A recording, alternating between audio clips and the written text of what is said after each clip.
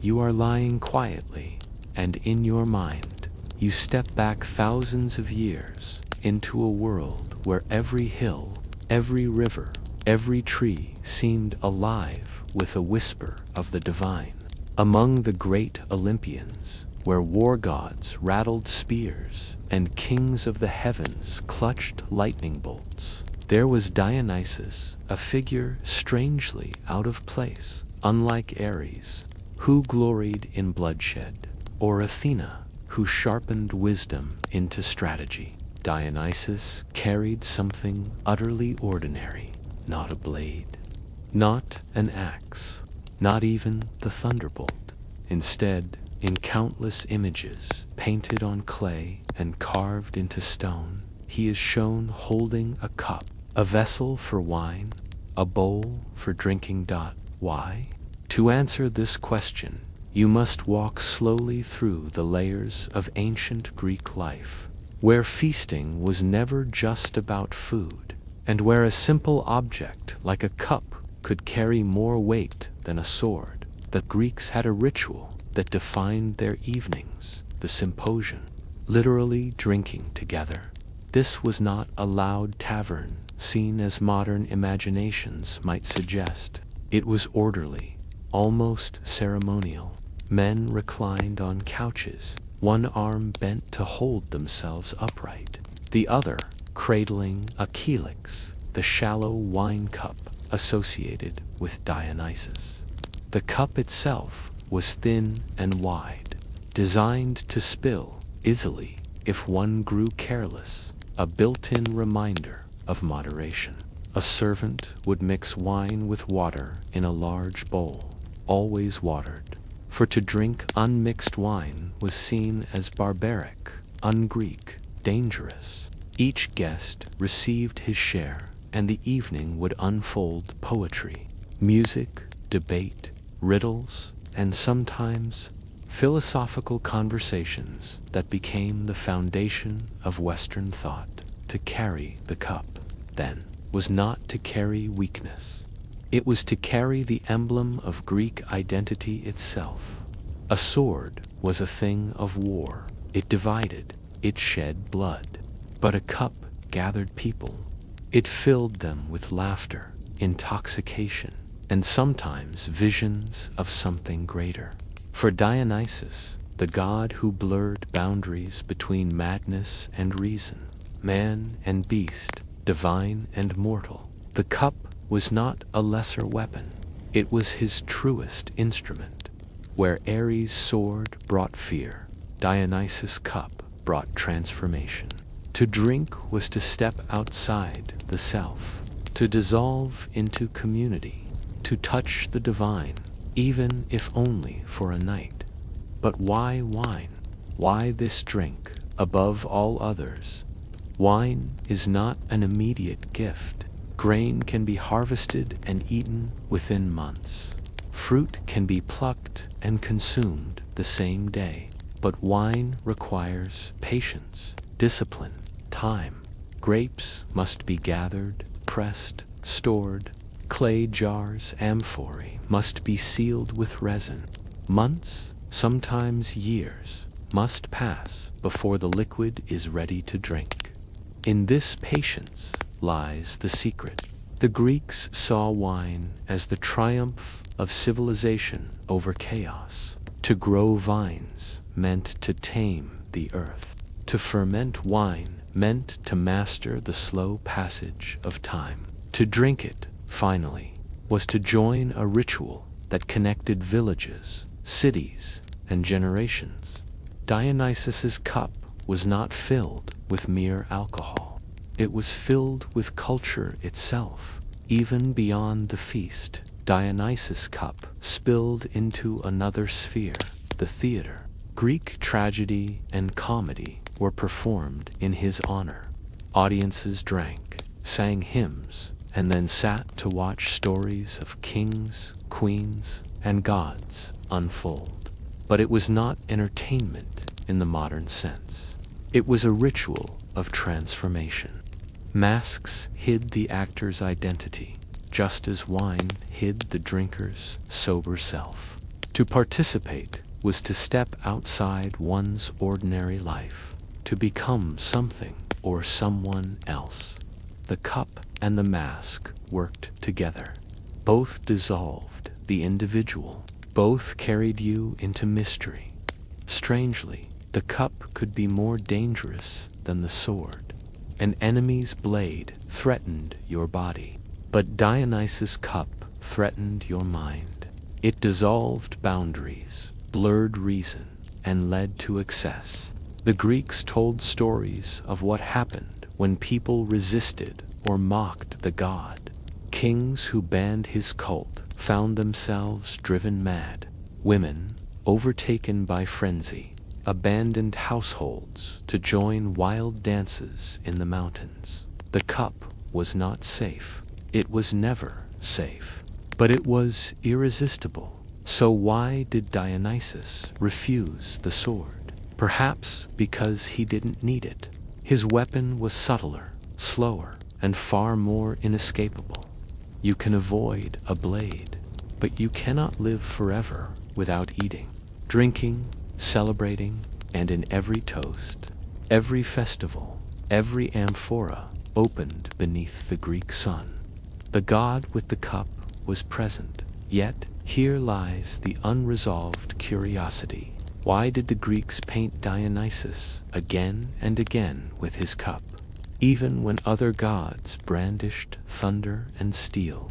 Was it because they feared what the cup represented, or because, in their deepest moments, they trusted it more than the sword? You might imagine Dionysus's cup as a distant symbol, confined to myths, temples, or painted vases in museums. But in ancient Greece, it was anything but distant. The cup was everywhere. It lived in the hands of farmers who had returned from their fields, dusty and weary, pouring watered wine into clay bowls as the day's work came to its slow end. It lived in city homes where women filled amphorae for storage and trade.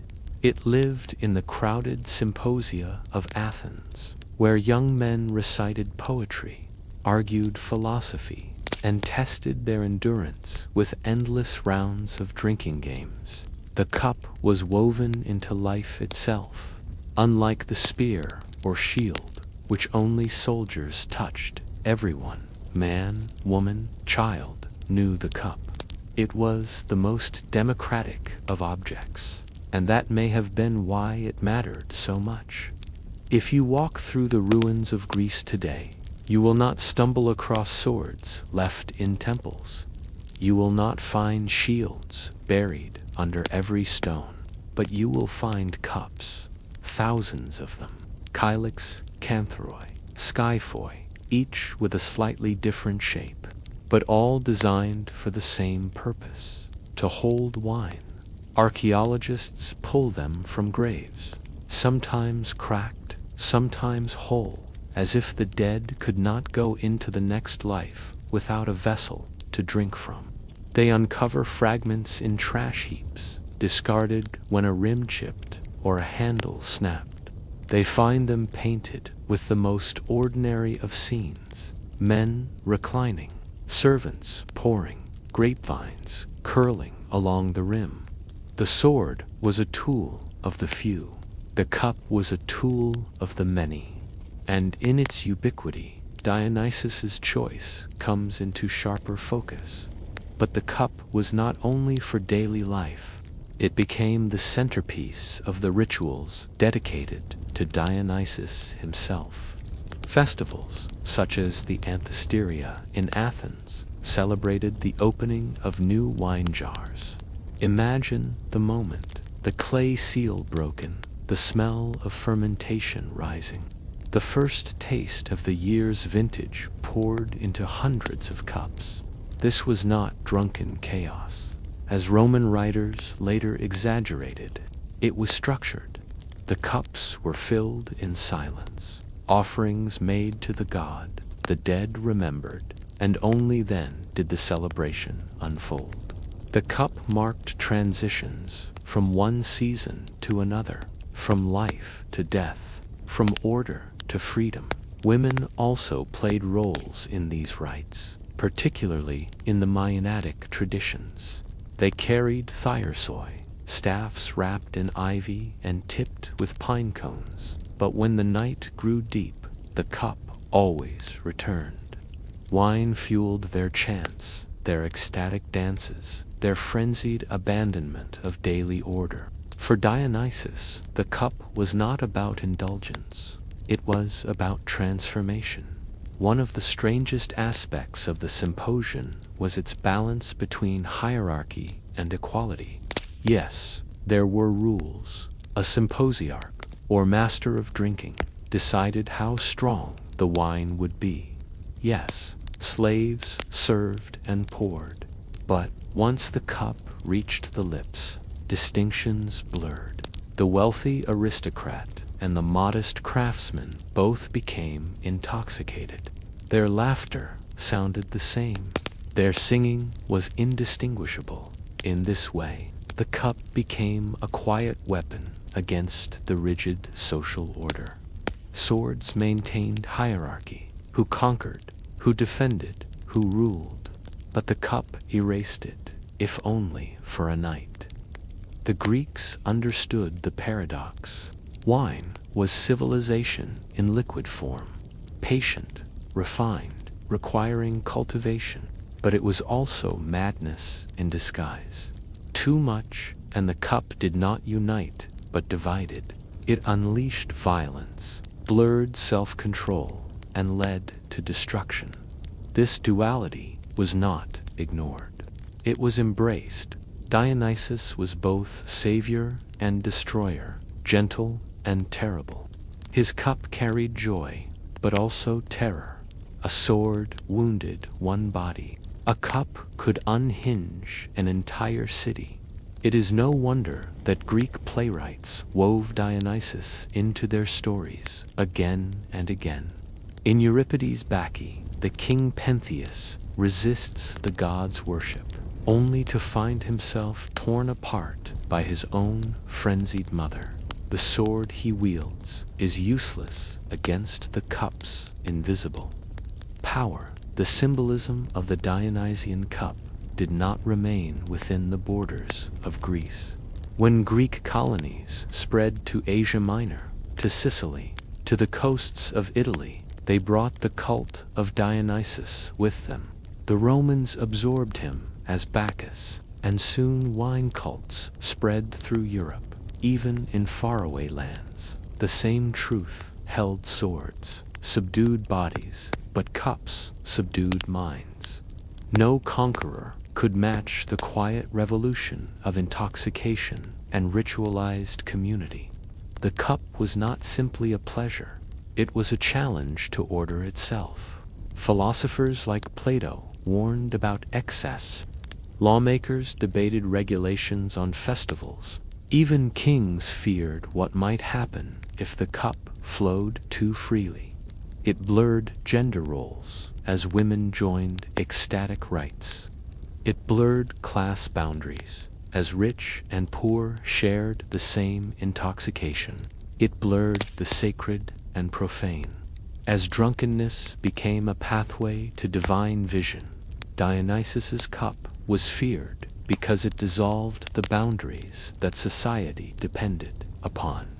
Still, the question remains: did Dionysus carry the cup instead of a sword because it represented a greater power, or because the Greeks, in their daily lives, saw more truth in shared wine than in sharpened steel? The sword could defend a city, but the cup could change what it meant to be human. By now, you can see that the cup was not merely a drinking tool, nor just a prop in the hands of a god. It was an icon. In art, Dionysus is rarely shown with weapons. Sometimes he holds a staff, the ivy-wrapped thyrsus, but most often the cup. Why? Because the cup told a story so obvious to the Greeks that it barely needed to be explained. It was the emblem of shared ritual, of transformation, of blurred boundaries. To paint Dionysus with a sword would have been absurd. The god did not conquer through battle. He conquered through surrender. The cup was not a symbol of power seized. It was a symbol of power given up willingly. As people allowed themselves to be intoxicated, transported, transformed, Euripides' Bacchae remains our most powerful window into the meaning of Dionysus worship. Pentheus, the king, believes he can control the people, the city, the cult. He uses logic, threats, force, the tools of the sword. But Dionysus needs no blade. He places a cup before the people, and they drink. Soon, Pentheus' authority dissolves. His family is swept into frenzy, and the order of the city collapses. The play is not a warning about drunkenness. It is a warning about underestimating what lies beneath the cup, the surrender of control, the dangerous freedom of ecstasy. Against this, even the sharpest sword is nothing. Philosophers wrestled with this symbolism. Plato, in his Laws, argued for moderation. The cup, he said, could be a tool of education if managed carefully, teaching self-control. Aristotle, too, recognized the double-edged nature of intoxication. It revealed truth as much as it obscured it. To think of Dionysus' cup, then, was to think of the human condition itself. We seek reason, structure, order, the sword's domain. But we also seek release, connection, and freedom, the cup's domain. Civilization requires both. Beyond philosophy, the cup had practical meaning. Wine was safer to drink than raw water in many regions, since fermentation killed harmful bacteria. Diluting wine with water, the Greek practice meant hydration without illness. The cup was survival in the most literal sense. To carry it was to carry health, longevity, community safety. The sword could defend against an enemy once in a lifetime. The cup defended against disease every day. When Rome absorbed Dionysus as Bacchus, they adopted the cup as well. Festivals of Bacchus became notorious, both celebrated and feared, until the Senate restricted them.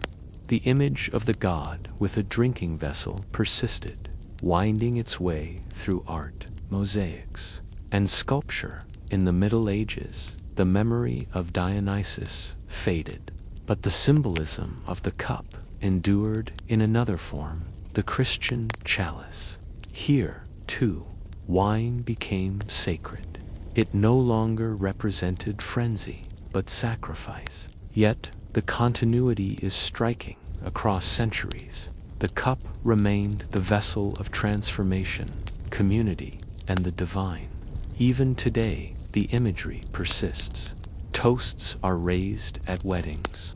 Glasses clink at celebrations. Wine is shared at religious altars.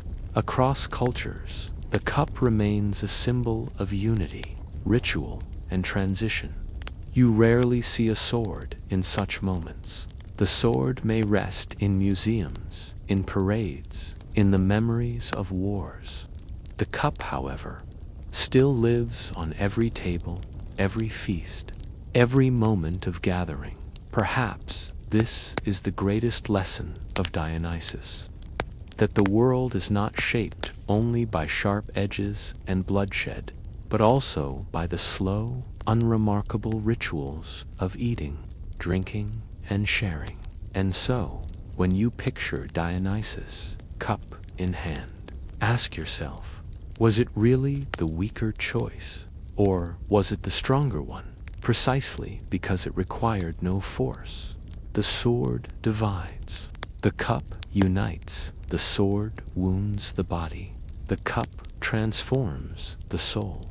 And perhaps that is why the Greeks remembered Dionysus with a vessel in his hand, because they knew deep down that it is not war, but shared ritual that shapes the course of human history.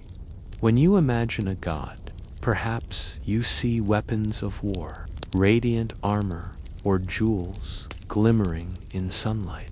Yet Apollo, god of prophecy, music, and healing, is often shown with something far humbler, a circle of leaves resting on his golden hair, a wreath of laurel.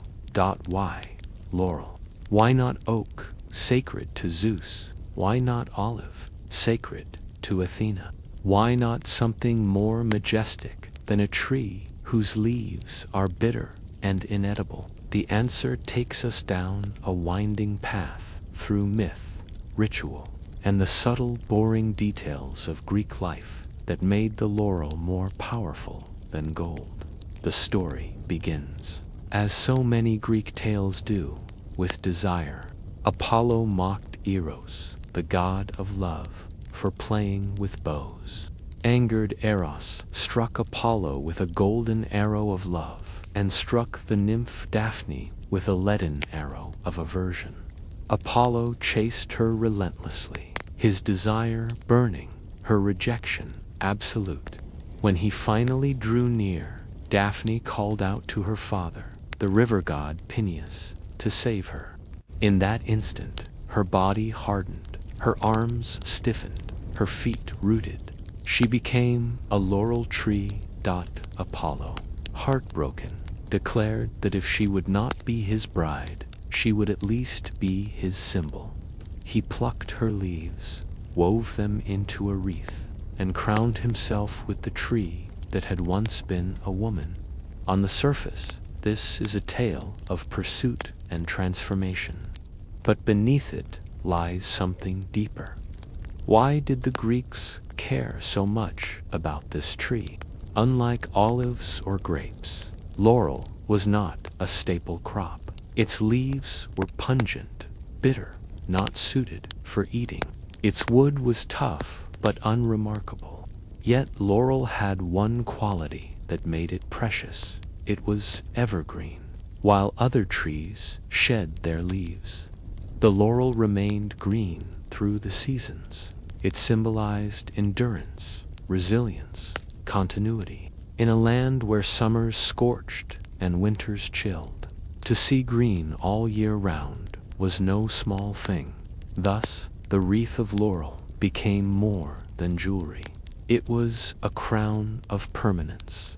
Apollo was not only the god of music and healing, he was also the god of prophecy, the voice of truth through the oracle of Delphi. And at Delphi, the priestess chewed laurel leaves before speaking her cryptic visions. Why laurel? Scholars suggest the leaves may have had mild psychoactive effects.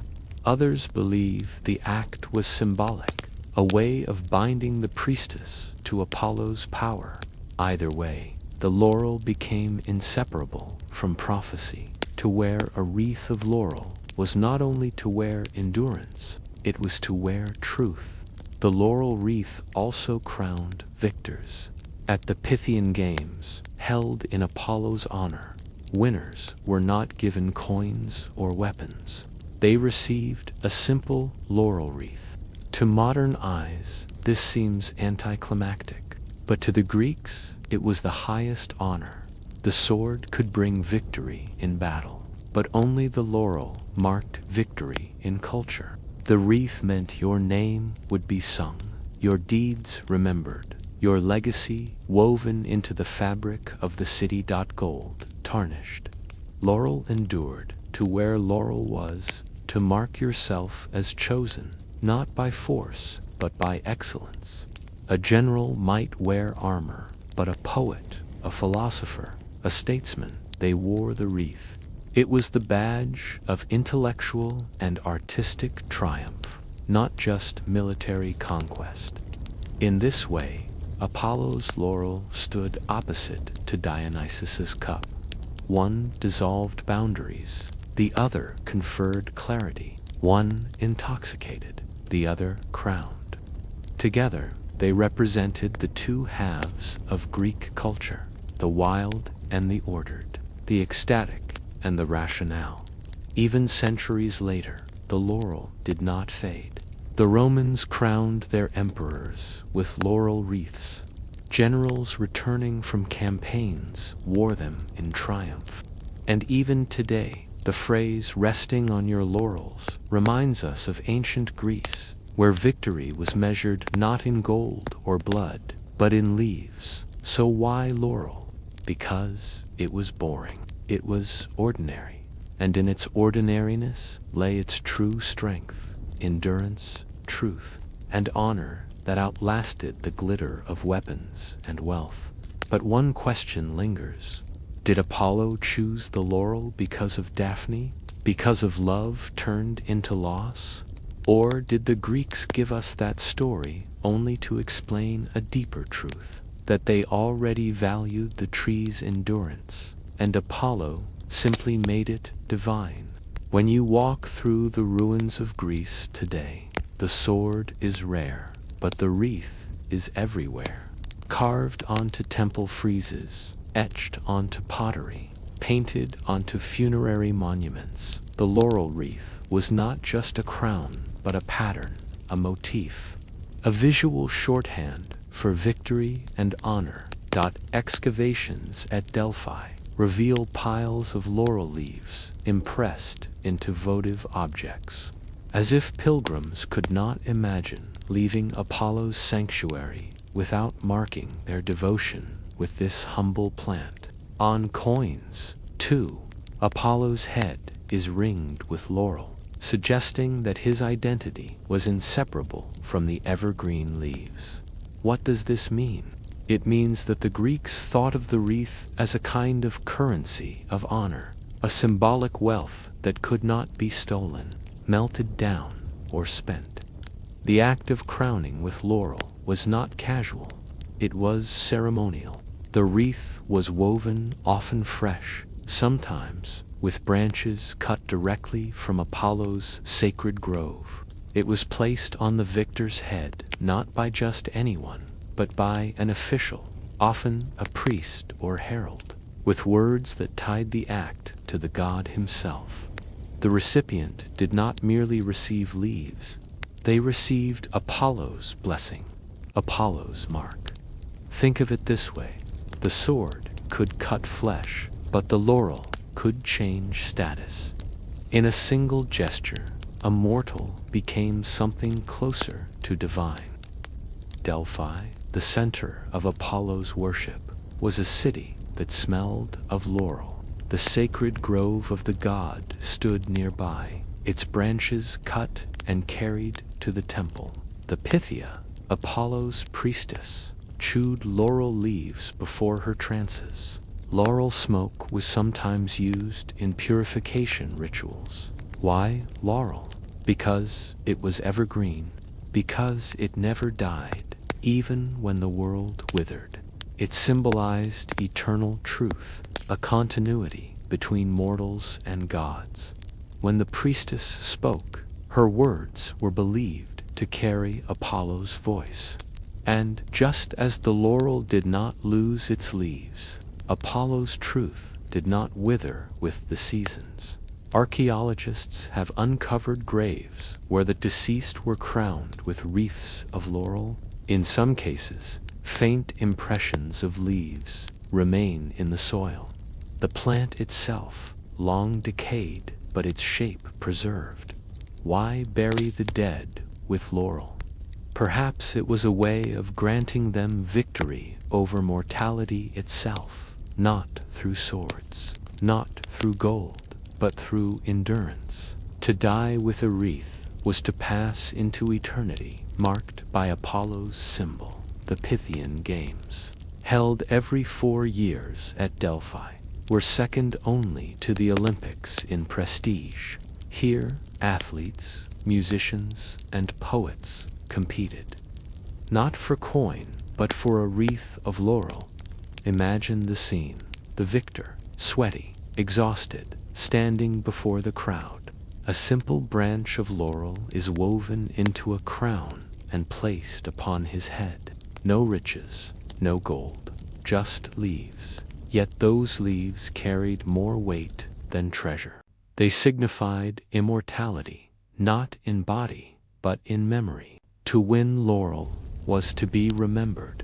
When Rome inherited Greek culture, it adopted the laurel wreath wholesale.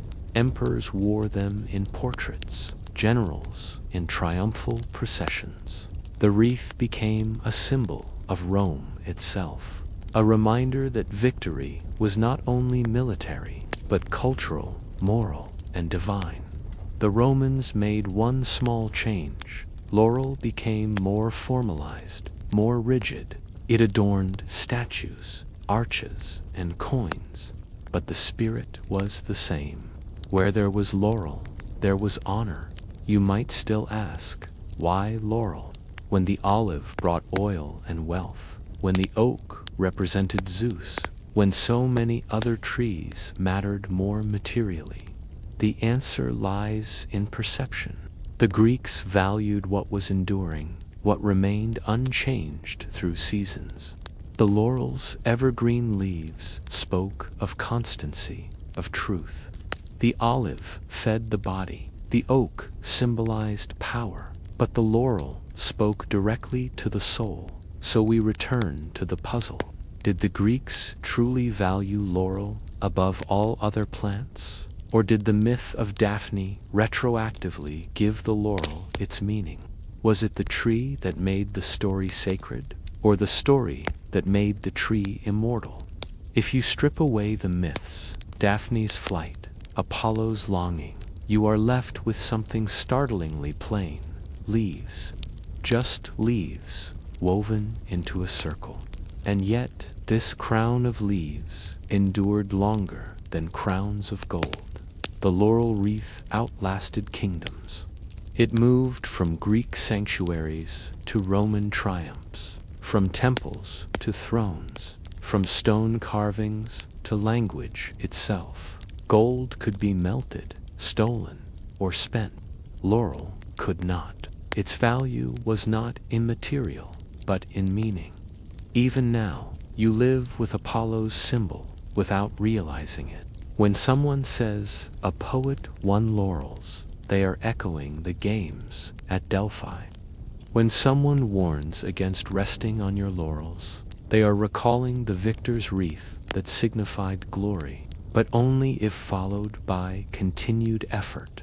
The Greeks never intended for their words to reach you across millennia, and yet they have, because a wreath of laurel was never just decoration. It was language made visible. To win a laurel wreath was to live beyond your own lifespan. The games did not pay in coins. They paid in memory. The victor's name was recorded, sung, remembered. In this sense, the laurel was a bridge, a way to step from the fleeting present into a kind of eternity. For the Greeks, who believed the afterlife was shadowy and dim, this mattered deeply. To be crowned with laurel meant you would not vanish into forgetfulness. When Rome took the laurel, it turned the simple wreath into a political weapon. Emperors like Augustus were portrayed with laurel crowns, linking themselves not only to victory, but to divine favor. Triumphs, parades, celebrating military success always ended with the general wearing laurel.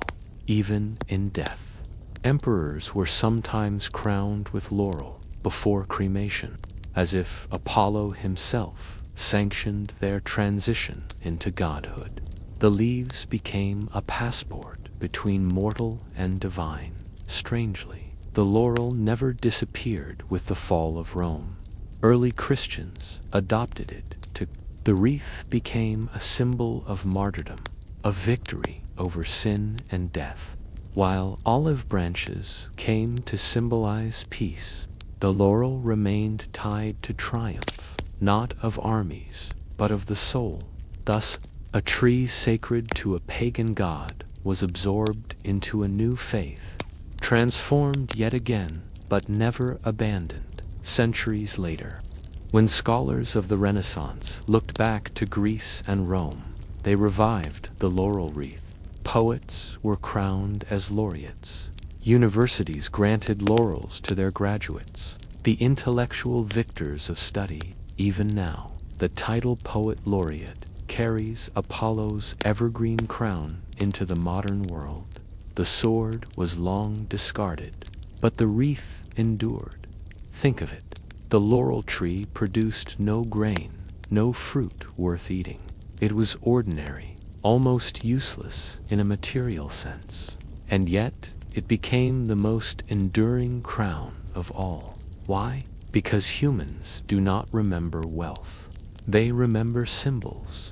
A coin is forgotten when spent, but a wreath of leaves carved into stone whispers through centuries. In choosing laurel, Apollo did not choose power, but permanence. And so, when you hear the phrase resting on your laurels, you are unknowingly repeating the wisdom of ancient Greece.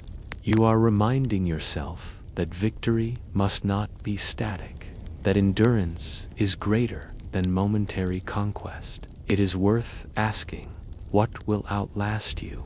Will it be a weapon, sharp but forgotten, or something humbler, like a symbol, a story, a ritual that carries forward long after you are gone? Perhaps that is why the Greeks crowned Apollo with laurel, because they understood that permanence hides not in strength, but in simplicity. Athena is remembered as the goddess of wisdom and war, a strategist who guided heroes and defended cities. Yet, in art and myth, she holds not only spear and shield, but also the tools of weaving. To modern eyes, weaving feels small compared to battle, but to the Greeks, it was not. Weaving was survival. Clothes, sails, tents, bedding, all came from the loom. And in a world without factories, every piece was made by hand. To master the loom was to master one of life's most essential skills. For Athena, weaving symbolized order. Threads were gathered, aligned, interlaced. Chaos was transformed into pattern. What war did for cities, weaving did for households. It brought structure, stability, endurance. The most famous story linking Athena to weaving is her contest with the mortal Arachne. Arachne was a woman of humble birth, but her weaving was unmatched. Her tapestries were said to be so fine, so lifelike, that they rivaled the works of the gods themselves. She grew proud and declared that her skill surpassed even Athena's. The goddess disguised herself as an old woman, warning Arachne to be humble, but Arachne refused. Athena revealed herself, and the contest began. Both set up their looms. Athena wove a tapestry celebrating the gods, full of their triumphs. Arachne, bold and defiant, wove a tapestry depicting the gods' flaws, their deceptions, their cruelties, their disguises in pursuit of mortal women. When the works were done, even Athena had to admit Arachne's tapestry was flawless. But anger clouded her judgment. She struck the mortal who hung herself in despair. Out of pity, or perhaps punishment, Athena transformed her into a spider, doomed to weave forever. This myth is more than a story of pride. It reveals how deeply weaving defined Athena's identity. To challenge her at the loom was to challenge her very essence. To understand why this mattered, you must picture the daily lives of Greek women. From girlhood, they were taught to spin wool, to dye fibers, to weave. Every home contained a loom, often a vertical one that stretched nearly to the ceiling. The rhythmic sound of shuttles moving back and forth was the background music of Greek households. Weaving was not just craft, it was ritual. Women offered the first fruits of their weaving to the gods. At festivals, they displayed finished cloth as a mark of honor. Even the Panathenaic festival in Athens, the greatest celebration of the goddess herself, centered around the presentation of a newly woven robe, the peplus carried to Athena's statue on the Acropolis. This was no minor detail. It was the heart of civic religion. The goddess of wisdom did not demand jewels or gold. She demanded cloth made by mortal hands, thread by thread. The loom was more than a tool. It was a metaphor for the universe itself. Threads crossing, patterns emerging, chaos subdued. The Greeks often described fate as a weaving with the moirai, or fates, spinning and cutting the thread of life. Athena, then, was not just weaving cloth. She was weaving order into existence. To carry a loom was to carry authority over the very structure of life. So why, of all the arts and crafts, was weaving chosen as Athena's defining mortal skill? Was it because the Greeks recognized in weaving the quiet power that sustained civilization, the work that fed no armies but clothed them, that built no temples but roofed them? Perhaps they understood that behind every battle fought with sword and shield stood women at looms, weaving sails for ships, clothes for soldiers, banners for cities. Without weaving, war itself could not march forward. If you search the ruins of Greece, you won't find intact looms, wood rots, fibers decay, but you will find loom weights, small baked clay objects with holes drilled through them. They once held the vertical threads, the warp, in place.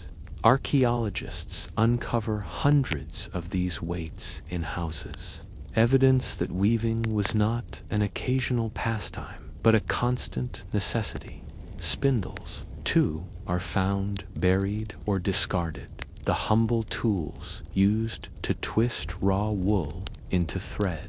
Unlike the polished shields or grand marble statues, these objects look dull, unremarkable. Yet they tell us more about daily survival than any golden artifact. The loom was not glamorous, but it was essential, and it was everywhere. Greek women, especially in Athens, lived much of their lives within the home. Their contributions were often invisible to history because they left behind no speeches, no battles, no monuments. But the loom was their monument. Every tunic, every sail, every blanket was the result of hours, days, months of patient labor. Athena's association with weaving reflected this reality. She was not only the goddess of wisdom for philosophers and generals, she was the protector of ordinary women, whose quiet work kept households and entire cities alive. To weave was not to retreat from civic life, but to uphold it. Without clothing, soldiers could not march. Without sails, ships could not trade. Without textiles, temples could not be adorned in this sense. The loom was as political as the sword. The clearest proof of weaving's importance was the Panathenaic festival. Every 4 years, Athens celebrated Athena with parades, sacrifices, and contests. But the centerpiece was the peplus, a robe woven for the goddess by chosen maidens called ergastanae. The robe was enormous, large enough to drape over the ancient wooden statue of Athena Polias. It was decorated with scenes of gods defeating giants, a pattern reminding Athenians that order triumphed over chaos, just as threads triumphed over tangled wool. This robe was not a casual gift. It was the city's greatest offering, woven anew every cycle. Imagine the hours, months of spinning, dyeing, weaving, patterning. The sound of looms clicking filled the air as young women worked, not for themselves, but for their goddess, their city, their identity. When Athenians carried the robe to the temple, it was more than cloth. It was a statement. We are a people bound together by the threads of order. Weaving was at once ordinary and sacred. On an ordinary day, women wove to clothe their families. But in festivals, weaving became an offering. Other gods were fed with sacrifices of meat, wine, or incense. Athena was clothed, and that small distinction mattered. It meant Athena's power was tied not only to war and wisdom, but to the very fabric of human survival. The patterns woven into Greek textiles were not random decoration. Meanders, spirals, geometric shapes, all carried meaning. They symbolized eternity, cycles, balance. To wear a woven tunic was not only to cover the body, but to carry symbols of cosmic order. Athena's loom was cause in this sense, a sacred instrument. Her weavings were not cloth, but cosmos. Chaos subdued, pattern imposed, life ordered. It's easy to glorify swords because their power is loud, visible, dramatic. Looms are quiet. Their power is slow, cumulative, often overlooked. Yet, in Greek thought, the quiet endurance of weaving rivaled the noise of battle. This duality is why Athena carried both spear and loom. She ruled both war and peace, both the battlefield and the household. To forget her loom is to misunderstand her. Still, the question lingers. Was Athena's power at the loom meant to elevate women's labor, or to contain it? Was weaving a sacred recognition of their contribution, or a reminder of their place? The myths tell us she punished Arachne for challenging divine authority, yet they also show her demanding cloth as her greatest offering. Perhaps the truth lies in the tension. Weaving was both empowerment and confinement, both survival and submission. The Greeks often described the universe itself as woven. The Moirai, or fates, spun each person's life thread, measured it, and finally cut it. To weave was to participate in the cosmic act of creation. Athena's loom, then, was not only a household tool. It was an image of the world ordered. Each thread mattered. Each crossing brought pattern out of chaos. To see Athena at her loom was to see the goddess aligning the cosmos itself. This symbolism explains why weaving was chosen for her festivals, her myths, her offerings. War might decide the fate of cities, but weaving reflected the fate of the world. Athens was a city that prided itself on order and rationality. Its democracy, its courts, its assemblies, all were designed to prevent chaos, to give structure to civic life. The loom embodied this civic order. Just as threads must be aligned to form cloth, citizens had to be aligned to form a polis. The Panathenaic peplos was not just a robe. It was a woven declaration. Athens is a city of pattern, not chaos. When Athenians presented the robe to Athena, they were not only honoring her, they were affirming themselves. In a society where women were often confined to domestic spaces, weaving might appear restrictive, yet it gave women a sphere of sacred power. Men debated in the agora. Women created the cloth that clothed the city and its goddess. The myth of Arachne reveals both sides of this power. A mortal woman could rival a goddess through weaving, yet the act of rivalry was punished. The loom elevated women's work to divine status, but also reminded them that the goddess, not the mortal, held ultimate authority. It was empowerment framed within divine control. Strangely, weaving was not opposed to war. It was its silent partner. Soldiers marched in tunics woven by women. Ships sailed with sails woven on looms. Flags, standards, and temple decorations were all products of weaving. Athena's dual identity, goddess of war and weaving, shows that war was never separate from domestic labor. Every battle was sustained by threads, spun and woven far from the battlefield. In this sense, the loom was as much a weapon as the spear. Rome inherited Athena as Minerva, and with her, the loom. Weaving remained a sacred female craft. Festivals celebrated spinning and weaving, not as trivial hobbies, but as the foundation of society. Even after antiquity, the loom carried symbolic weight. Medieval Europe saw women weaving tapestries that told entire histories, much like Greek myths woven into cloth. In Renaissance art, Athena Minerva was still shown with her loom, reminding viewers that wisdom was not only about war and books, but about the silent ordering of life itself. Even in modern language, the loom survives as metaphor.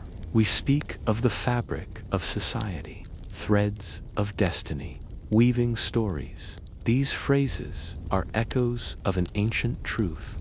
Humans see their world as interwoven, each life a thread crossing others. Athena's loom lives on in every such phrase, reminding us that civilization is not built only on power and conquest, but on the quiet, repetitive, boring tasks that sustain life. So, when you picture Athena, do not see only her shield, her helmet, her spear.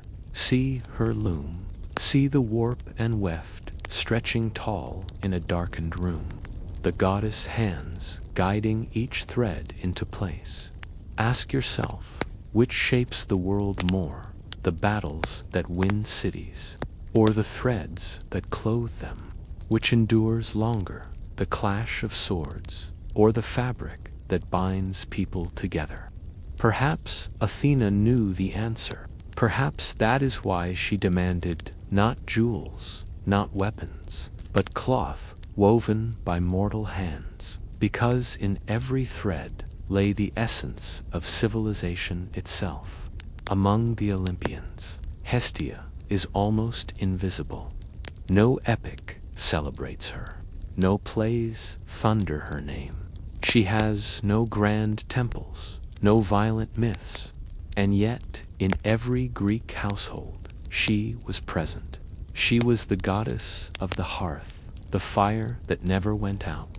If Zeus ruled the skies, Poseidon the seas, and Hades the underworld, Hestia ruled the center of the home. Her throne was the flames that cooked meals, warmed families, and symbolized life itself. It is telling that in myths she steps aside, yielding her throne on Olympus so Dionysus could join the pantheon. She does not fight for attention. She remains where she always was, quiet, unseen, indispensable in the Greek household. The hearth was more than practical, it was sacred. The fire was kept burning day and night. To let it go out was shameful, almost sacrilegious. Families gathered around it, ate from it, prayed before it. When a new house was built, fire was taken from the city's central hearth and carried carefully, symbolizing that the household belonged to the community, not only to itself. In colonies, settlers carried fire from their home city across seas, ensuring that even in foreign lands, the flame of Hestia burned without fire. There was no family, no community, no continuity. Every meal began with a small offering to Hestia. Before sacrifices to other gods, Greeks gave a token portion to her first, acknowledging that nothing sacred could proceed without the hearth's blessing. This was not grand ritual. It was daily, repetitive, quiet. Bread broken, wine poured, a pinch of food cast into the flames. Small gestures, forgotten by epic poets, but remembered in households across centuries. It is no wonder she had no wars, no scandals, no rivalries. Her power was not dramatic. It was steady. Consider survival in the ancient world. Fire cooked food, making grains digestible, meat safe, water drinkable.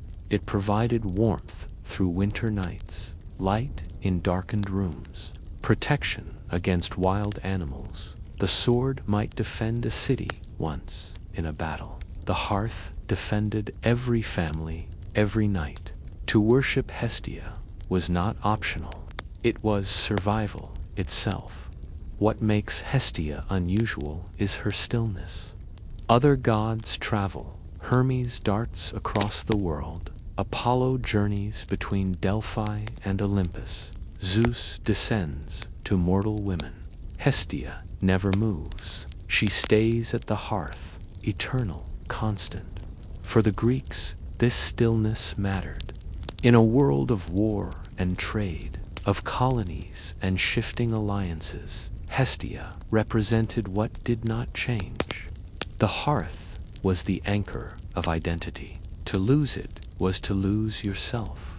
The absence of myths about Hestia is itself revealing. She was too ordinary to dramatize, too essential to ignore. Like the fire, she did not call attention to herself. Yet, without her, nothing else was possible. So why does she matter? Because she reveals something the Greeks understood. History is not made only by battles and politics. It is also made by quiet, repetitive acts of survival. If the Greeks crowned warriors and poets, but worshipped Hestia in every home, what does that say about what they valued most? Did they see, in the quiet flame, a truth greater than thunderbolts and swords, that endurance is built not by noise, but by silence? When archaeologists excavate Greek houses, they often find little that feels spectacular: broken pottery, cooking tools, charred bones. Yet, in almost every home, there is a sign of the hearth, a circle of stone, blackened soil, ash layers that accumulated across generations. These modest remains tell a story more powerful than marble temples. They remind us that every family, rich or poor, lived by fire. Unlike statues, fire left little behind, only stains in the earth. But those stains are proof of constancy, the quiet labor of Hestia, present in every corner of Greek life. Hestia was not confined to households. At the center of every Greek city stood the Prytanion, the public hearth. This fire was tended constantly, symbolizing the unity of the polis. From it, colonists carried flames to found new settlements. From it, households rekindled fires when their own hearths went dark. This civic hearth was more than symbolism. It was the heartbeat of the city. To extinguish it would mean the death of civic identity. To keep it alive was to proclaim, "We endure, we are one." Before sacrifices to Zeus or Athena or Apollo, a token offering was always made to Hestia. First and last, the Greeks said, for she received the first portion and the final. Libation. No ritual could begin without her. No ritual ended without her. The goddess without myths was, paradoxically, the one who framed all myths. She was the silent border, the beginning and end of the sacred Greek culture, placed enormous emphasis on hospitality, xenia. To welcome a guest meant to offer them a place at the hearth, a share of the fire. Sitting by another's flame symbolized acceptance, belonging, and safety. This was not mere courtesy. In a world where travel was dangerous and inns rare, hospitality could mean survival. The hearth was the guarantee. Here you are fed, here you are safe, here you are honored as one of us. Thus, Hestia's fire was not only warmth, it was trust. When Greeks sailed to found new colonies, they carried embers from the mother city's hearth. Imagine the care, coals wrapped, kept alive through storms and voyages. When they reached new shores, they built a hearth, placed the fire within it, and declared the colony an extension of home. The sword claimed territory. The fire rooted it. Without Hestia, expansion was not legitimate. For Greek women, the hearth was both duty and power. They tended the flame, managed cooking, oversaw offerings. Men might fight wars and govern cities, but without women's labor, the hearth would die in this way. Hestia reflected women's paradoxical position in Greek life, excluded from politics, yet essential to its survival. The flame they guarded was the flame of the polis itself. Unlike Zeus' thunderbolt or Dionysus' cup, Hestia's fire carried no drama. It did not dazzle or destroy. It burned quietly, endlessly, without spectacle, and yet its very silence was its strength. For in that constancy, the Greeks found the symbol of continuity, endurance, and belonging. But why did Hestia, alone among the Olympians, fade so completely from myth and art? Was it because she was too essential to be dramatized? Or because the Greeks, like us, overlooked the ordinary even as it sustained their world? Though the Greeks revered Hestia, her cult was quiet, hidden in households and civic hearths. When Rome inherited Greek religion, Hestia was reborn as Vesta, and here her flame became far more visible. In the Roman Forum, the Temple of Vesta housed the city's sacred fire. The Vestal virgins, priestesses sworn to chastity, tended it. If the flame ever went out, it was seen as a national disaster, a sign that Rome's destiny itself had faltered. Rome may have conquered with legions and steel, but it was the silent fire of Vesta that signaled its endurance. The sword-built empire. The flame preserved it. This idea that fire equals continuity spread beyond religion into politics. Victors, in Roman triumphs, lit torches from sacred fires. New colonies carried embers from Rome, just as Greek settlers once had. The continuity of flame became the continuity of civilization itself. Even today, echoes survive. Eternal flames burn on memorials, from the tomb of the unknown soldier to Olympic torches that trace their origin back to Greece. Each fire is a direct descendant of Hestia's quiet hearth, but Hestia's role was never only civic. At the family level, the hearth remained the place of gathering.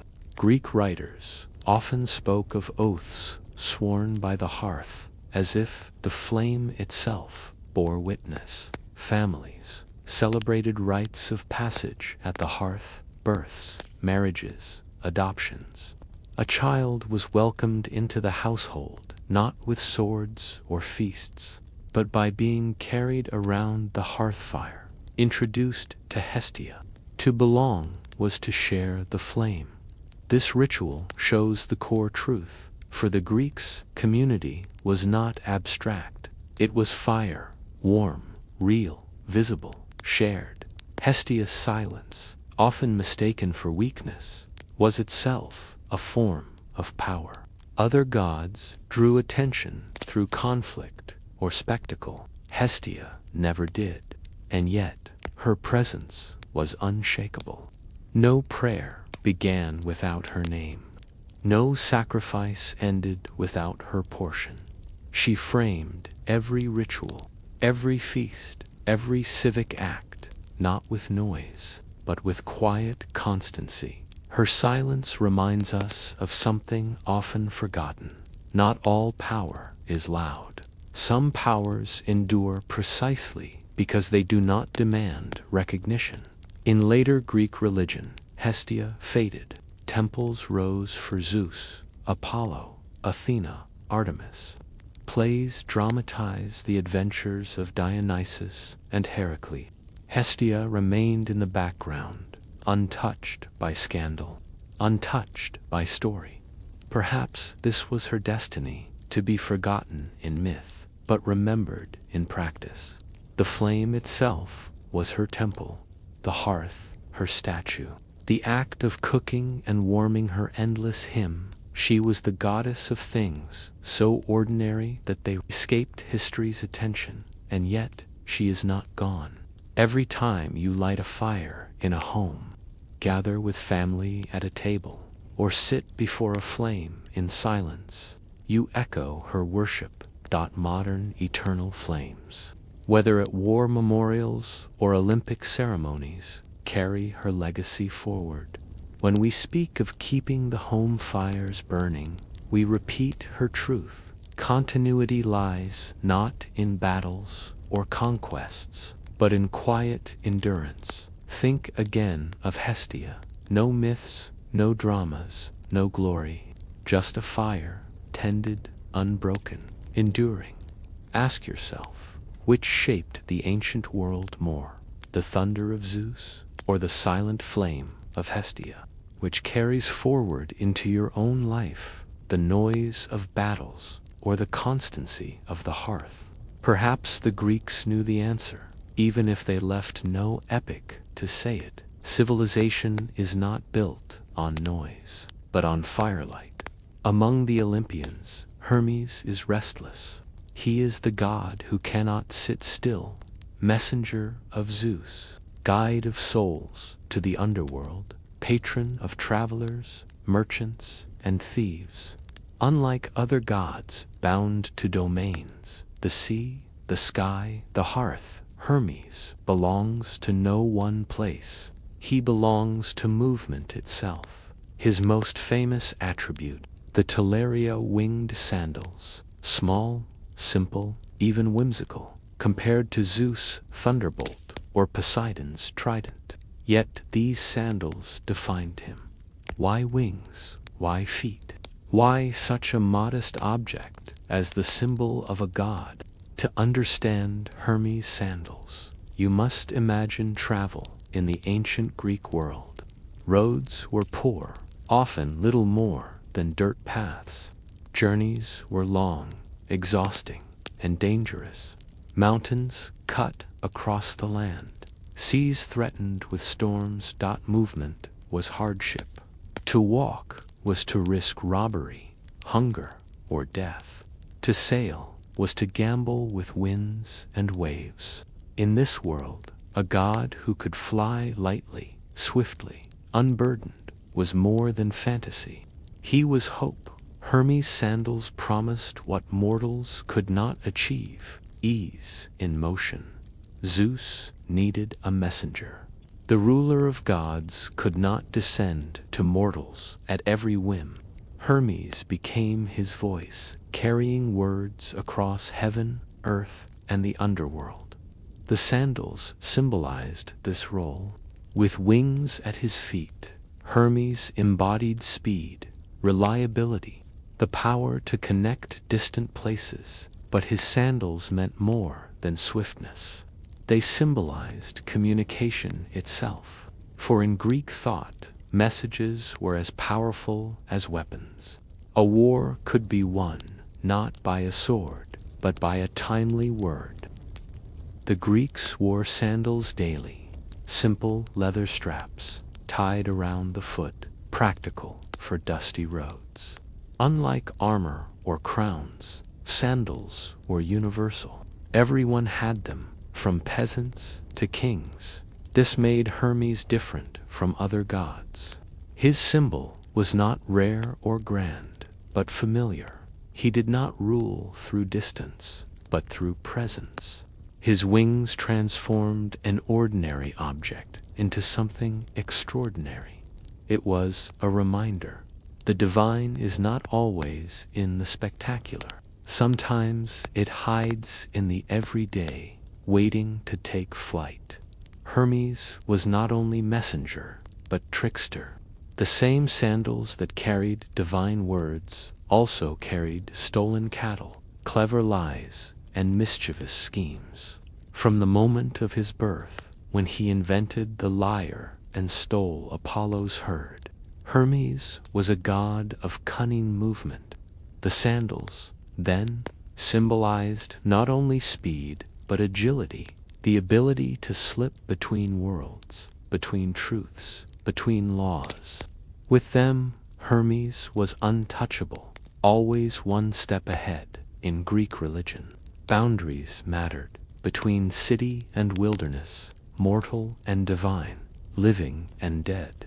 Hermes crossed them all.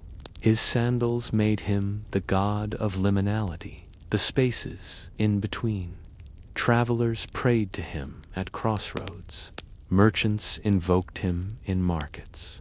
Even the dead needed him, for he alone could guide them from the world of the living into Hades. His sandals were not shoes, they were bridges. But why wings on sandals, and not on arms, or a helmet, or a cloak?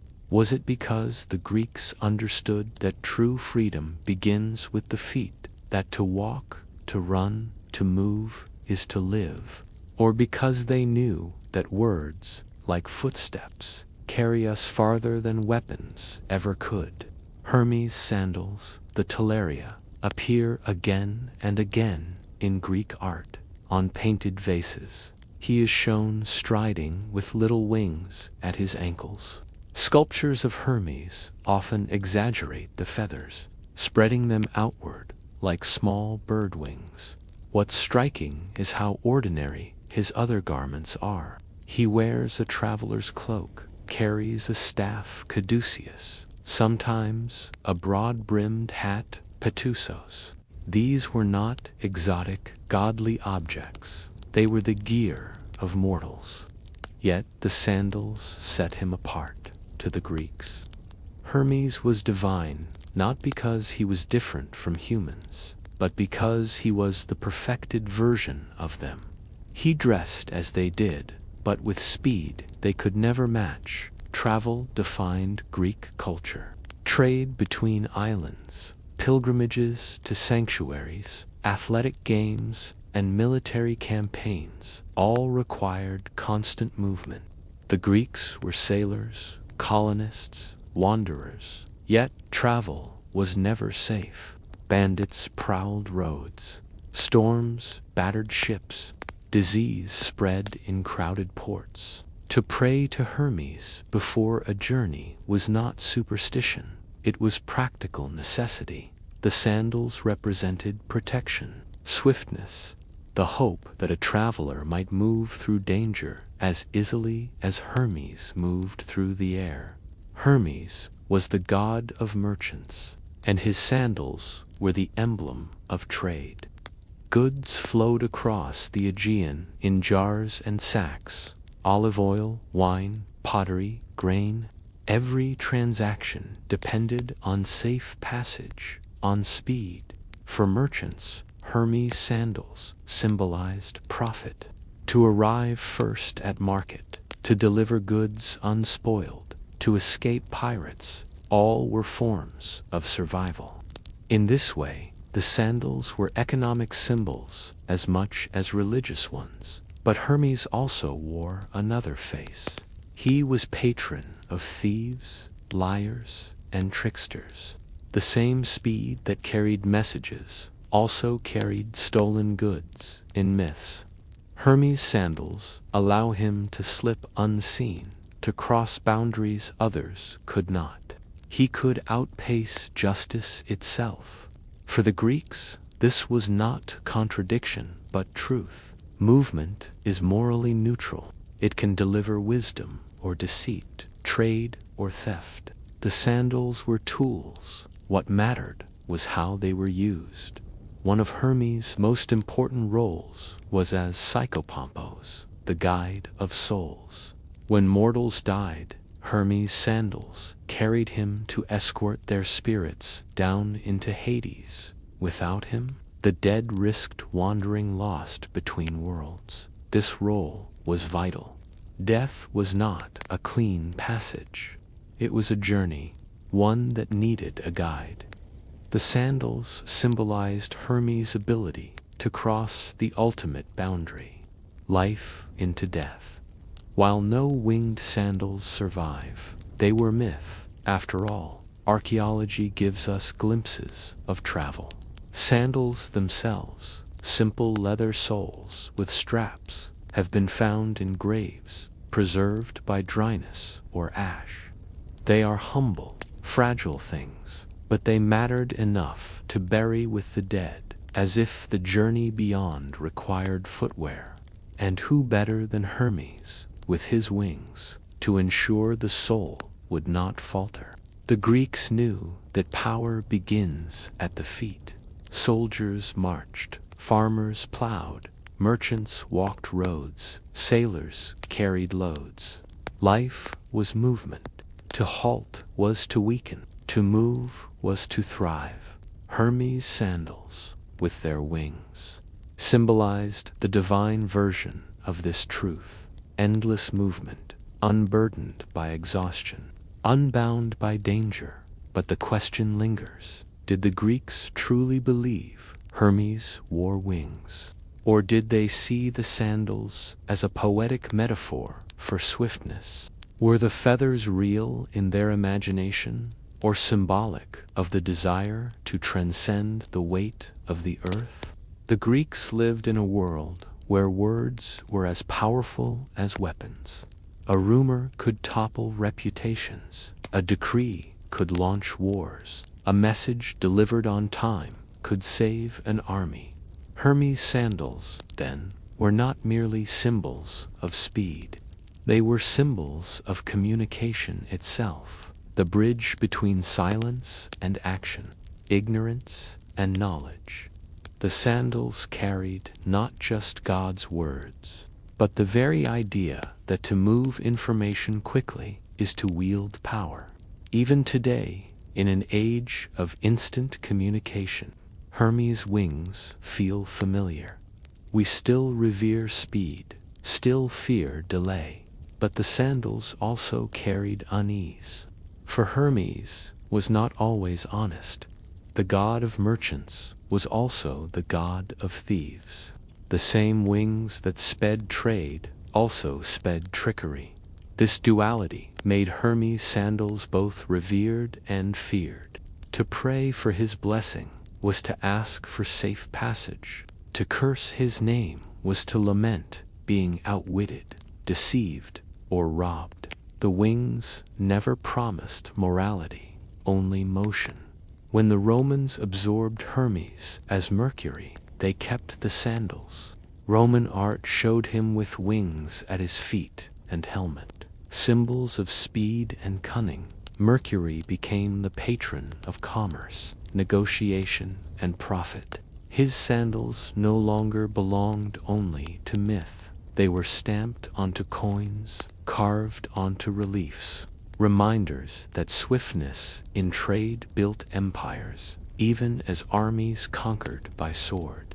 Mercury's sandals conquered by markets. Perhaps the sandals endure because they embody something deeply human, the longing to escape the slowness of the body, to move without fatigue, to fly without wings. For the Greeks, flight was impossible. Birds alone touched the heavens. But Hermes' sandals gave humans a god who could transcend this limit. He walked like them, dressed like them, yet he could rise into the air, crossing boundaries no mortal could. The sandals were myth, but they were also aspiration. The image has never left us. Today, Hermes sandals inspire symbols of speed everywhere, from postal services to athletic brands. The wings on shoes still suggest swiftness, agility, motion. Every time you see such an image, you are seeing an echo of Greek imagination. The god whose divinity was not a sword or a thunderbolt, but a pair of sandals. It is worth asking again, why wings on feet and not on arms or back? Perhaps because the Greeks knew that freedom begins with steps. To walk is to leave, to run is to survive, to move is to live. The sandals made Hermes not untouchable above the world, like Zeus in his sky, but woven into it, his speed beginning where human speed ended. The wings were not escape, but enhancement, the divine continuation of mortal movement. So when you picture Hermes, wings fluttering at his ankles, think not only of speed, think of the message in those sandals, that civilization is built on movement, on exchange, on words carried swiftly from one place to another. The sword may conquer, the loom may clothe, the hearth may endure, but without sandals, without motion, trade, travel, and communication, nothing binds the world together. Hermes' sandals remind us of a truth as quiet as it is profound. To live is to move, and to move well, swiftly, and wisely is to touch the divine. Demeter was not like Zeus with his lightning or Athena with her strategies. She ruled no battlefield, wielded no weapon. Her power was in the earth itself, in the seeds that sprouted, the stalks that bent heavy with grain, the bread that kept people alive when harvests were lean in myth. She is remembered for her grief over Persephone, but in daily life, Demeter was remembered for something far more practical. Bread to the Greeks, bread was not a luxury, it was survival. And survival depended on something boring, repetitive, and utterly essential: storing grain. Picture the Greek diet: olives, grapes, fish, cheese, vegetables, all flavored life, but grain was the foundation. Barley and wheat were ground into flour, baked into loaves, boiled into porridge. Without grain, there was no meal. Without bread, there was no life. Yet grain was fragile. A bad season, too much rain, too little sun, and the harvest failed. Mice invaded storage jars, rot spoiled sacks, careless handling ruined supplies. A city might fall not from enemy swords, but from an empty granary. Thus, Demeter's festivals were not just celebrations of fertility, they were rehearsals for survival. One of Demeter's most important festivals was the Thesmophoria, celebrated by women across Greece. For 3 days, wives of citizens left their homes and gathered on sacred ground. They fasted, performed rituals, and cast offerings, sometimes pig remains, into pits, later mixed with seed for planting. What mattered most, though, was the connection between fertility, storage, and community. The women who oversaw homes were also guardians of survival. Their rituals honored Demeter, yes, but they also reminded society of who controlled the granaries, who kept families fed. In honoring Demeter, they honored the cycle of storing, preserving, rationing. Every offering to Demeter was grain-based, loaves, cakes. Unlike sacrifices of blood to other gods, hers were foods of the hearth. They were humble, but they carried meaning. Bread symbolized life continued. It was not spectacular, but steady. To bake was to transform the raw into the edible. just as Demeter transformed soil into sustenance. It's easy to think of war in terms of bronze, spears, and iron swords. But soldiers did not march without bread. Campaigns rose and fell with supplies of grain. An army with empty stomachs collapsed faster than one pierced by arrows. In this sense, Demeter was every bit as much a goddess of war as Ares. She armed soldiers not with weapons, but with rations. Her bread won battles quietly, invisibly. The miracle of Demeter was not spectacular. Seeds in the ground, stalks in the field, loaves on the table, repeated year after year. Nothing flashy, nothing sudden. But it was precisely this ordinariness that mattered. For without bread, no one lived long enough to sing hymns to Apollo, to raise cups to Dionysus, to build temples to Zeus. Every god depended on Demeter's gift. So when Greeks broke bread, were they simply eating or were they worshipping? Was every meal a quiet prayer to Demeter, an unspoken acknowledgement that without her patience, no other god's glory could stand? If you look at the ruins of ancient Greece, you'll find temples to Zeus, theaters for Dionysus, and gymnasiums for athletes. But you'll also find something quieter, often overlooked: Granaries. Rectangular storehouses lined with stones, pits cut into earth, rows of massive clay jars, amphorae and pithoi, designed to hold grain. These were not glamorous buildings.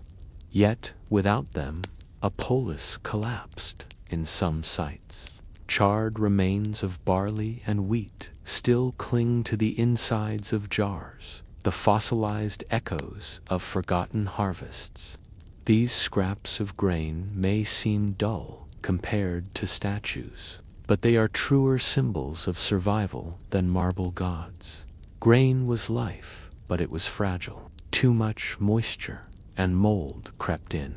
Too dry, and it cracked. Rats and insects nibbled holes through sacks. This is why festivals to Demeter were not only about planting, but about storage. To honor her was to beg for protection, not only from barren soil, but from the slow enemies of rot and infestation.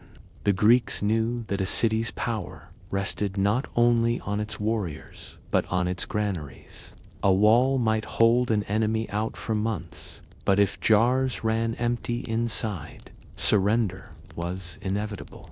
It's no coincidence that Demeter's major festival, the Thesmophoria, was run by women. In daily life, women oversaw grain storage. They measured flour, rationed portions, inspected jars. This control gave them quiet authority. Men might govern the assembly, but women governed the survival of households. To honor Demeter was also to honor their labor. The rituals, fasting, sacrifices, offerings of decayed matter mixed with seeds, were not mystical nonsense. They were symbolic rehearsals of agricultural truth. Waste becomes fertilizer. Hunger sharpens respect for abundance. Patience ensures survival. Every city had its own rhythms of planting and storing, but grain united them all.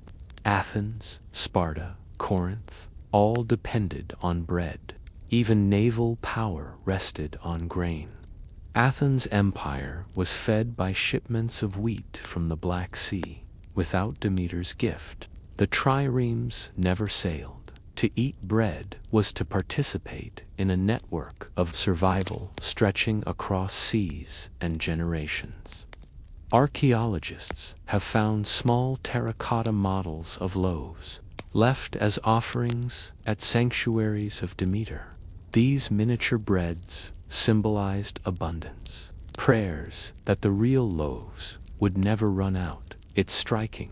While other gods received gold, silver, or bronze. Demeter was given bread. Her value was measured not in wealth, but in calories. She was worshipped through food itself. The timing of festivals to Demeter often aligned with planting and storing cycles.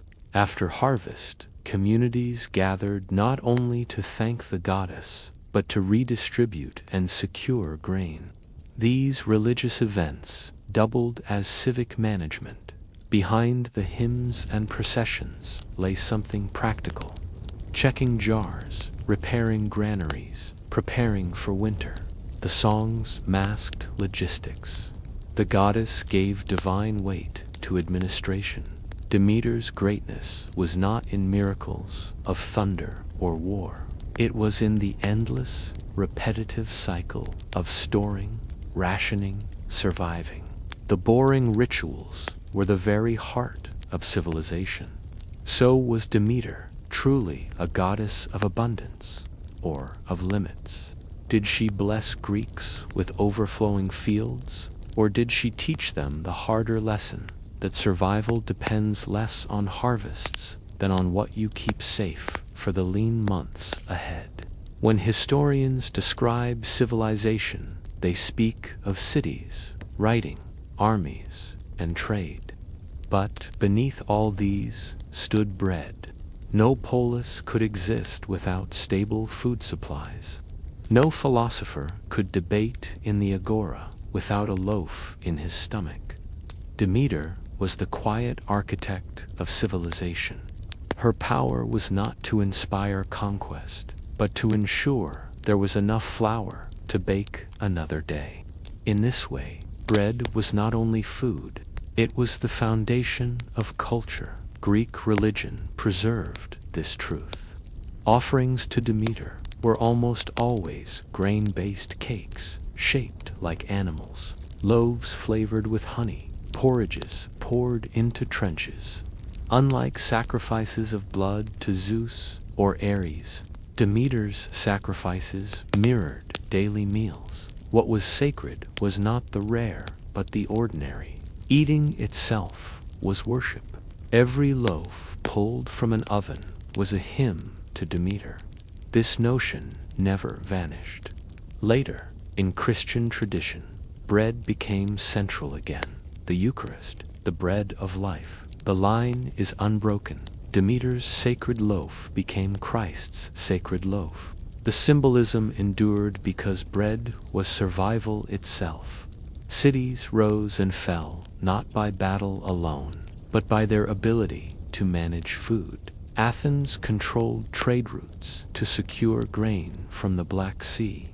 Rome, later, became dependent on Egyptian wheat. Grain shortages sparked riots, toppled rulers, ended empires. In every case, the true battlefield was the granary. Demeter's bread and its careful storage held more power than bronze armor. Archaeologists studying ancient diets find carbonized seeds, charred bread, fragments of barley porridge. These remnants look unimpressive, blackened scraps compared to marble temples. Yet they tell the most honest story of Greek survival. The Parthenon may dazzle the eye, but without Demeter's granaries, it would never have been built. Demeter's cult empowered women in ways unusual in Greek religion. The Thesmophoria festival excluded men entirely. For 3 days, women ruled the sacred space, performing rites that linked fertility of soil to fertility of womb, and grain storage to household survival. It was a recognition that women held the keys to continuity. By controlling bread and its storage, they ensured the city endured from generation to generation. We tend to think miracles are sudden thunderbolts, visions, prophecies, but Demeter's miracle was slow, repetitive, cyclical. Seed, soil, harvest, storage, bread, year after year, without drama, without spectacle. Her greatness was precisely this. She turned boredom into survival, routine into civilization. So when you picture Demeter, do not see her only as the grieving mother of Persephone. See her as the quiet goddess of granaries, of jars sealed with clay, of women measuring flour by lamplight. Ask yourself, what truly sustains civilization? The battles sung by poets, or the stored grain that fed them? Which endures longer, the clash of spears, or the loaf on the table? Perhaps the Greeks knew, perhaps that is why, when they prayed for survival, they did not beg Ares for strength or Zeus for thunder. They baked bread, offered it to Demeter, and trusted the miracle of storage. Long ago, the story goes, Athens had no name. It was a city waiting for a patron deity, a protector. 2 gods claimed it: Poseidon, lord of the sea, and Athena, goddess of wisdom and war. To decide who would rule, each offered a gift. Poseidon struck the ground with his trident, and up sprang a spring. But the water was salty, brackish, undrinkable.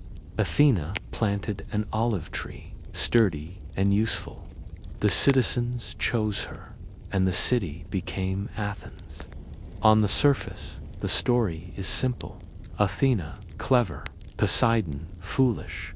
But if we look closer, Poseidon's failed gift reveals something deeper about Greek life. Why give a salty spring?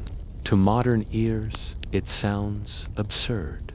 But to the Greeks, salt water was not useless. It was life and death. The sea was their highway, their defense, their connection to the wider world. Without salt water, there was no trade, no fishing, no empire. Yet, it was also dangerous. Storms sank ships, salt corroded, seawater could not be drunk. To live by the sea was to live with risk. Poseidon's gift was a mirror of himself, powerful, essential, and perilous. Athena's olive, by contrast, was modest. Olives fed families, produced oil for cooking and lamps, wood for carving. Unlike Poseidon's salt, which was abundant but dangerous, the olive was stable, manageable. The Athenians chose the tree over the sea because survival mattered more than ambition. Salt water could connect them to the world, but only the olive sustained them at home.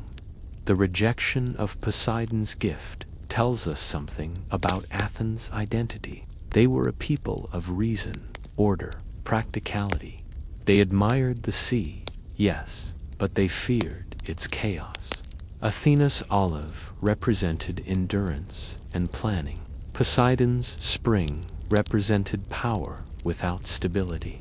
To choose the olive was to choose the boring gift, and thus survival. Even though Poseidon lost, the Athenians did not erase him.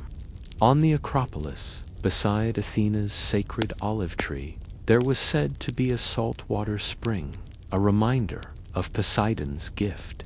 The sound of waves crashing could be heard from it, even far from the sea. This detail mattered. It showed that Athens could not ignore Poseidon. They chose Athena, but they lived with the sea every day. Salt itself, apart from the sea, was precious. Greeks used it to preserve fish and meat, to season food, to trade. A lump of salt could be as valuable as coin. Poseidon's gift, in a sense, hinted at this importance. But Athenians wanted control.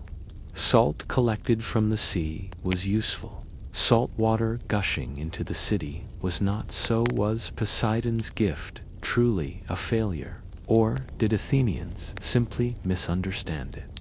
Was the salty spring a symbol of chaos, or of the very lifeblood of Greek trade and travel? Though Athenians crowned Athena their patron, their history shows that Poseidon's gift could not be ignored.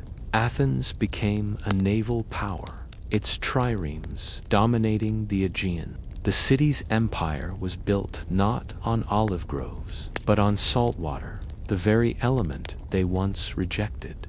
The irony is striking. Athena gave stability, but Poseidon gave reach.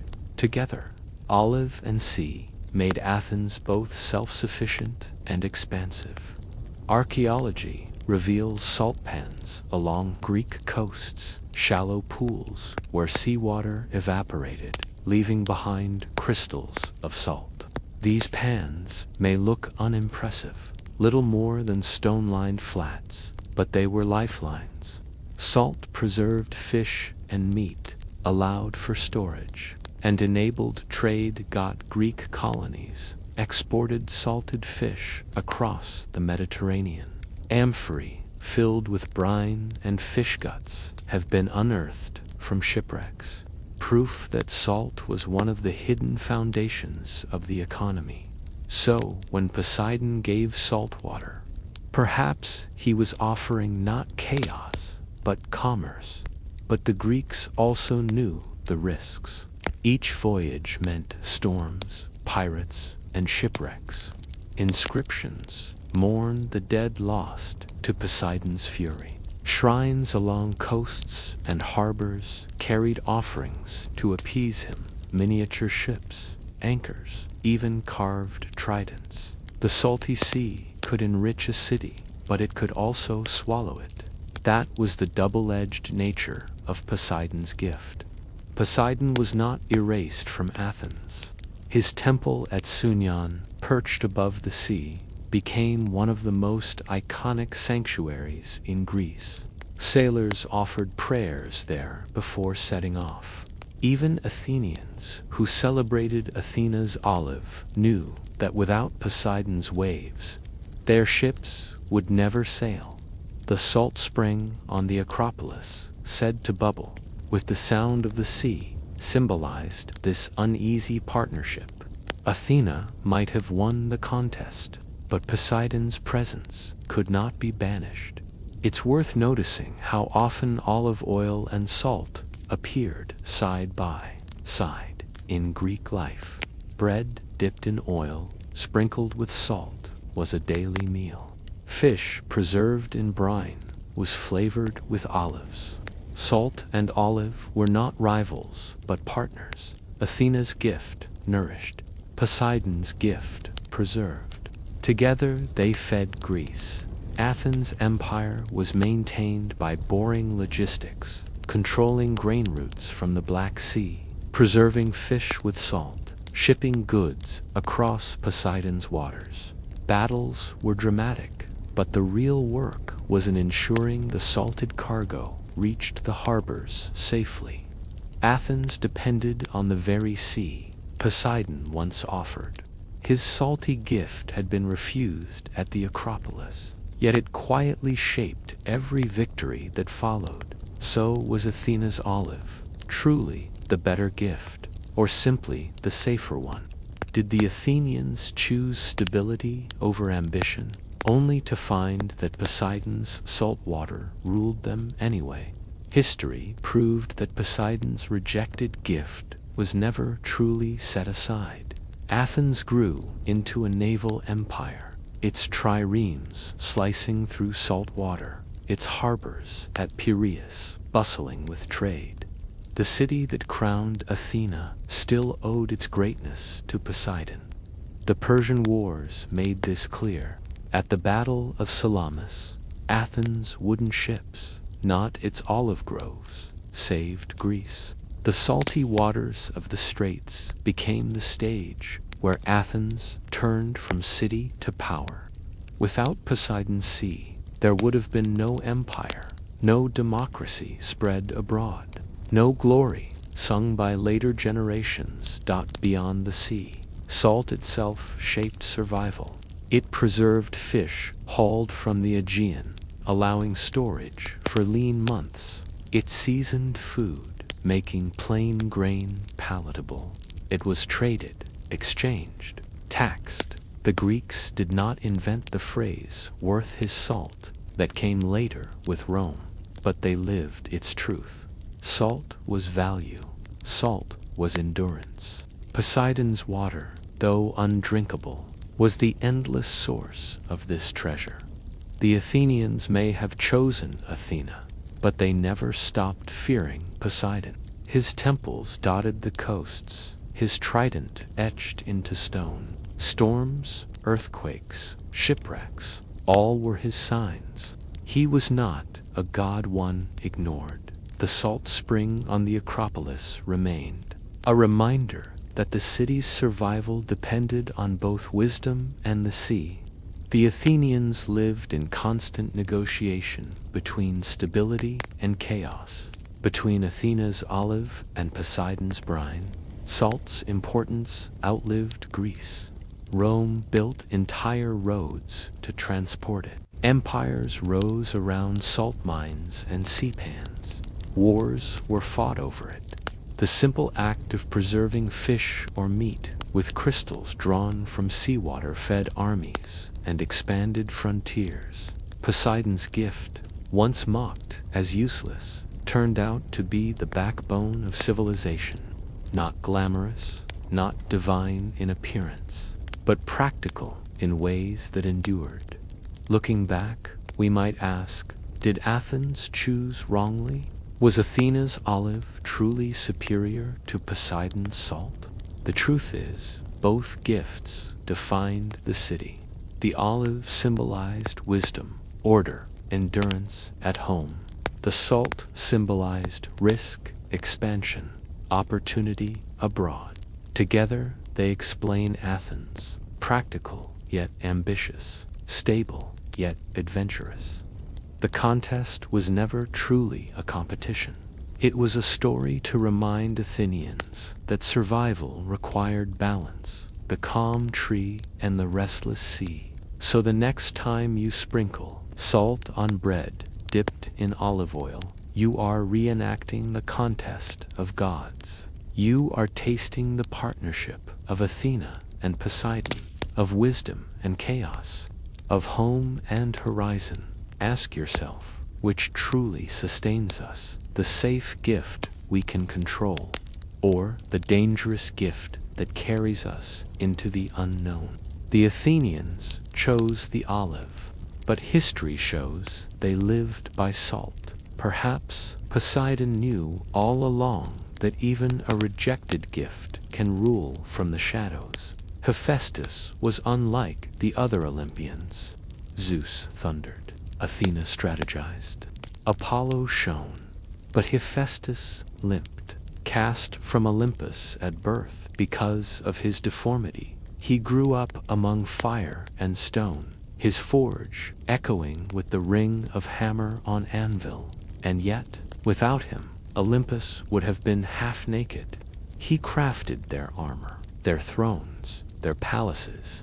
He gave Zeus his thunderbolt, Achilles his shield, and the gods their tools of power. His symbol was not a weapon or a crown, but the anvil, heavy, immovable, boring. And yet, from that block of iron, he created wonders.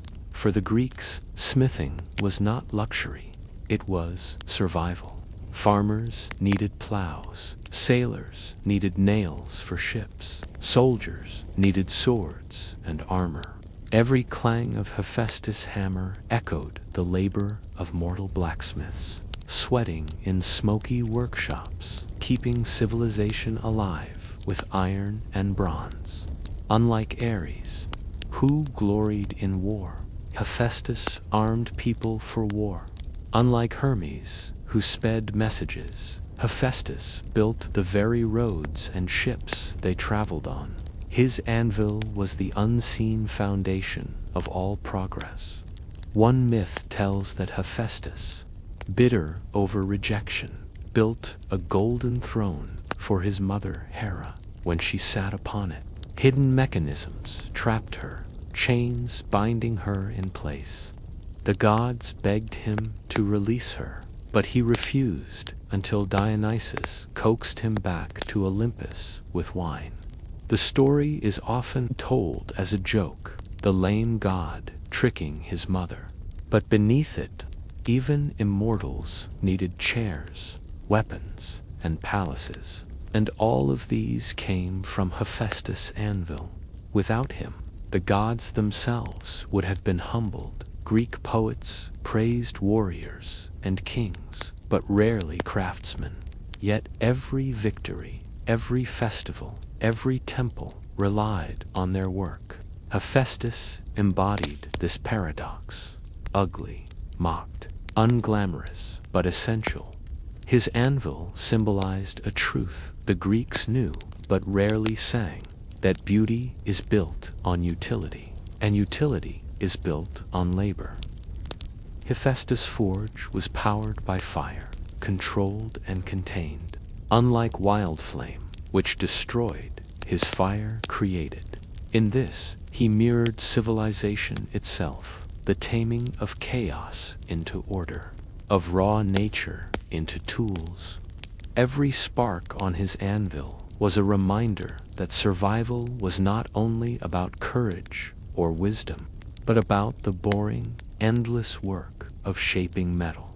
So why did the Greeks laugh at Hephaestus, even as they depended on his craft? Was it because they feared the reminder that their shining culture stood on smoke-filled workshops, on scars, on labor that no one praised? When archaeologists uncover Greek settlements, they often find small, blackened workshops, scattered slag, fragments of crucibles, broken tongs, and hammerstones tell the story of smiths who labored unseen. Unlike temples, which towered in marble, forges were dark and cramped, smoky and hot. Yet these modest spaces produced the tools that built temples, armed warriors, and shaped daily life. Without forges, there would have been no plows, no coins, no nails for ships. The anvil was the silent cornerstone of Greek civilization. Smiths were not glamorous. They were often outsiders, sometimes slaves, sometimes immigrants. Their bodies bore burns, their lungs blackened with soot. While poets celebrated warriors, craftsmen remained in the shadows. Hephaestus reflected their position: lame, mocked, left at the margins, yet indispensable. Every clang of his hammer echoed the labor of countless forgotten workers whose names never reached history. The Greeks transitioned from bronze to iron around the early 1st millennium BCE. Bronze, made from copper and tin, was durable but required trade. Tin was rare. Iron, abundant but harder to work, required hotter forges and stronger skill. Hephaestus embodied this mastery. His anvil symbolized the shift from dependence to independence, from fragile trade routes to local production. On his anvil, the age of iron was born. The anvil itself is deceptively simple, a block of iron against which metal is shaped. Unlike tools that wear out, the anvil endures. A hammer breaks, tongs warp, but the anvil remains, scarred yet strong. To the Greeks, Hephaestus' anvil symbolized endurance in labor, the object that absorbed blows endlessly, never praised, never honored, yet always necessary. Myths describe Hephaestus' workshop beneath volcanoes, where fire and smoke poured from Mount Etna. There, with an army of golden automatons, he forged the gods' treasures. The imagery was not fantasy alone. Greeks saw volcanoes as divine forges, the earth itself a smith's workshop. The roar of eruptions echoed the pounding of hammers. The flow of lava resembled molten metal. Hephaestus' myth explained the terrifying and fascinating power of the earth, tamed into tools by divine craft. From his anvil came more than swords. He created Achilles' shield, described in Homer with images of cities, stars, rivers, and fields, the whole cosmos hammered into bronze. This shows the Greek idea of craft. A shield was not just protection, it was a world in miniature. Every object bore meaning, and behind each stood Hephaestus' anvil. It is easy to glorify generals and gods, but behind every shining temple, every heroic battle, lay smoke-filled workshops, scarred hands, and anvils that rang day and night. Hephaestus, mocked and lame, embodied the boring truth. Civilization rests not on glory, but on labor. So why did the Greeks worship Hephaestus less than others, even as they relied on him most? Did they ignore him because his anvil revealed an uncomfortable truth that all greatness is built on scars and smoke? Unlike Zeus or Athena, Hephaestus had few temples, few hymns. His myths were short, often comic, treating him as the butt of jokes. Yet this absence reveals a paradox. He was too ordinary to glorify, too essential to ignore. Every sword raised in battle, every coin exchanged in trade, every chariot wheel rolling across stone bore the unseen stamp of his craft. Hephaestus was present in silence, through objects, not stories. The Greeks admired beauty, philosophy, and war. But Hephaestus embodied labor, the kind that was repetitive and boring. His anvil reminded them that no feast, no festival, no war could proceed without workers.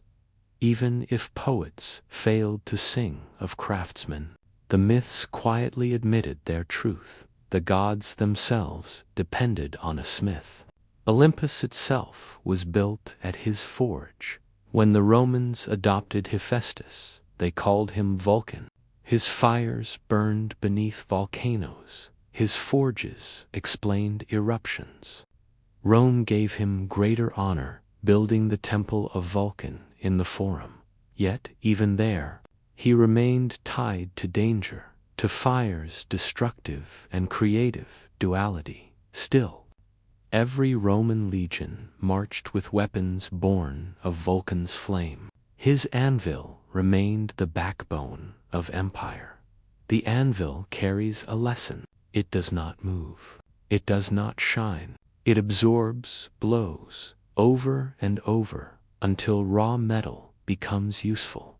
This is the story of Hephaestus and of civilization itself. Progress is not a single spark of brilliance, but the endless, repetitive strikes of effort. The anvil is patience made iron.